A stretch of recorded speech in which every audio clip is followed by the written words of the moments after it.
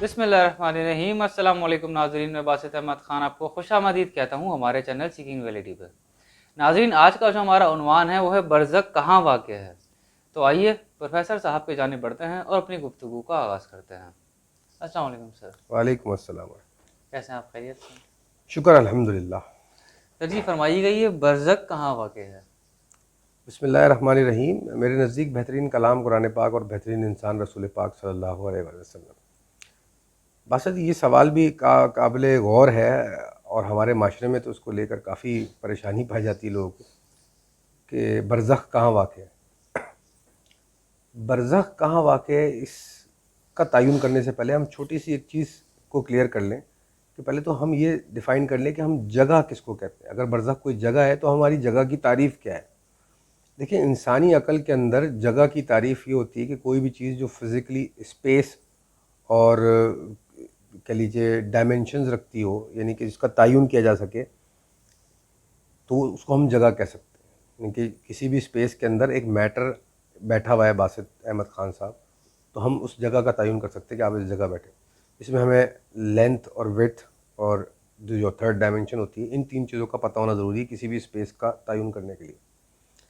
अब physical world में physics के ज़ेर असर तो हम ये बात तो तयन कर सकते हैं, लेकिन बरज़ख इस फ़िज़िकल वर्ल्ड में तो वाक़ई नहीं है, ये तो हमें पता है। वो मरने के बाद की कोई जगह है।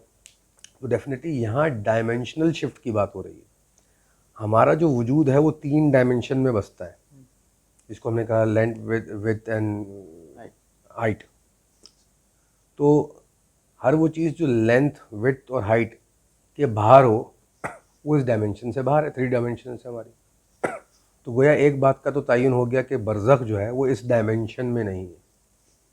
मैं ये नहीं कह रहा कि वो फ़लाँ डायमेंशन में है, मैं ये कह रहा हूँ कि वो इस डायमेंशन में तो नहीं है। तो तयन हमने कर लिया कि इस डायमेंशन की जो 3 पॉइंट्स हैं या 3 स्टैंडर्ड्स हैं, उसमें वो फॉल नहीं करती।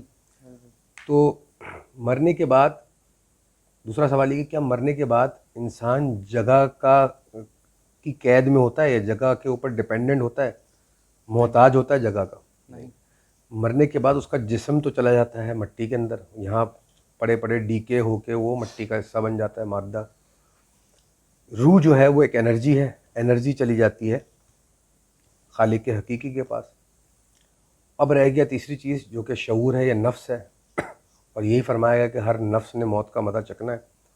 तो नफ्स जब मौत का मज़ा चख लेती है तो वो फिर किस डायमेंशन में जाती है, इसको भी हम तयन कर लेते हैं। आपसे एक सवाल है कि अभी जब आप बैठे हुए हैं अपने जिस्म, रूह और नफ्स के साथ, तो आपकी नफ्स किस डायमेंशन में है? क्या वो इस फिज़िकल डायमेंशन में?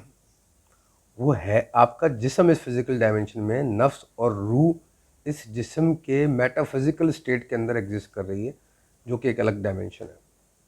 इसकी मिसाल ऐसे समझ लीजिए, आपको शदीद गुस्सा है तो आप गुस्से का मुजाहरा करें, आप उठा के कोई चीज़ तोड़ दें, तो आपने इस फिज़िकल वर्ल्ड में गुस्से का मुजाहरा किया इस फिज़िकल बॉडी से, लेकिन गुस्सा आपको एक्चुअली शुरू कहाँ से हुआ? आपकी ज़ात, आपके वजूद के अंदर।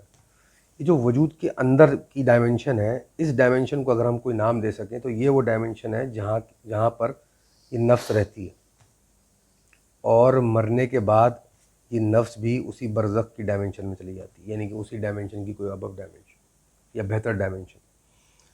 तो गोया ये जो नफ्स होती है ये एक एनर्जी की फॉर्म होती है, ये भी एक एनर्जी की फॉर्म होती है जो वजूद में आती है रूह और जिस्म के मिलाप के बाद। तो जैसे ही रूह और जिस्म अलग होते हैं, जुदा होते हैं, तो ये नफ्स रह जाती है अपनी, और मौत का मज़ा चखने के बाद ये उस बरज़ख की डायमेंशन में जाती है, जिस डायमेंशन में इंसान अपनी नफ्स के मुताबिक चीज़ों को एक्सपीरियंस करता है। मिसाल के तौर पर, मैं पूरी ज़िंदगी इंतहाई हासिद इंसान रहा, बहुत हसद करता था किसी से भी। अब मैं मर गया तो मेरी जिस्म तो गया मट्टी में, रूह गई अल्लाह के पास। अब वो जो मेरी हासिद नफ्स थी वो अपनी जगह मौजूद है, और वो हसद की आग में जलती रहेगी, और ज़्यादा जलेगी क्योंकि अब उस पर जिस्म का बोझ हट गया है, वो सिर्फ प्योर हसद में जल रही होगी। अभी तो जब आप हासिद होते हैं तो अपने जिस्म पे उसको स्ट्रेस लेते हैं, कहते हैं ना स्ट्रेस आती है इंसान के ऊपर, तो आप अपने जिस्म पे उसका स्ट्रेस लेते हैं, और आपका जिस्म जो है उसकी तबाहकारियों को बर्दाश्त करता है जब तक उसमें शक्कत होती है। लेकिन अगर आपके जिस्म को अलग कर दें और आप फिर भी हसद की उस आग में जल रहे हैं, तो सोचें आप पे क्या गुजरेगी। तो बरज़ख में रहने वाला इंसान इस कैफियत में होता है, ये कह लीजिए बरज़ख इन कैफियत की डायमेंशन का नाम है। तो مشکل اس لیے ہوتی ہے ان کانسیپٹ کو سمجھانے کے لیے کیونکہ ہمارے پاس دنیا میں الفاظ نہیں، اور وہ الفاظ ہمیں دیے بھی نہیں گئے اور ہمیں بتایا بھی نہیں گیا۔ اس کی بھی حکمت ہے۔ اللہ پاک چاہتا ہے کہ ہم اس رہتی دنیا میں جو ہمیں وقت گزارنا ہے اس کی گائیڈنس ہمیں بھیج دی ہے دینی کتابوں کی شکل میں، اور اگر آپ اس دینی طریقے پہ چل کر ہدایت یافتہ ہو جاتے ہیں یا ایک کامل مکمل انسان بن جاتے ہیں، بہترین امتی بن جاتے ہیں اپنے نبی کے، ایک انلائٹنڈ ہیومن بینگ بن جاتے ہیں، تو اس کے بعد کیا ہونا ہے وہ آپ خود ہی دیکھ لیں گے، ظاہر بات ہے۔ اس ایسی مثال ہے کہ میں 2 کلاس کے بچے کو کہہ رہا ہوں کہ بھائی آپ یہ کورس پڑھ لو، وہ مجھ سے بضد ہے کہ مجھے بتائیے نہیں 10 کلاس میں کیا ہوتا ہے، تو میں اس کو یہی جواب دوں گا بیٹا یہ 2 کلاس پڑھو، 3 کلاس پڑھو، 9 تک آؤ، جب 10th میں آؤ گے تمہیں خود ہی پتہ چل جائے گا 10th میں کیا ہوتا ہے، مجھے تمہیں ابھی بتانے کی ضرورت نہیں ہے۔ تو ہم بحیثیت انسان اس دنیا میں ایسے ہی معصوم بچوں کی طرح ہیں جن کو بالکل شعور نہیں ہے کائنات کا، ان کی اتنی بڑی کائنات ہے اور اللہ کی حکمت کا ہمیں شعور نہیں ہے۔ ہاں ہم اپنے تئیں اپنے درجے کے اوپر رہ کر عقل و فہم لڑاتے ہیں اور سوال جواب کرتے ہیں۔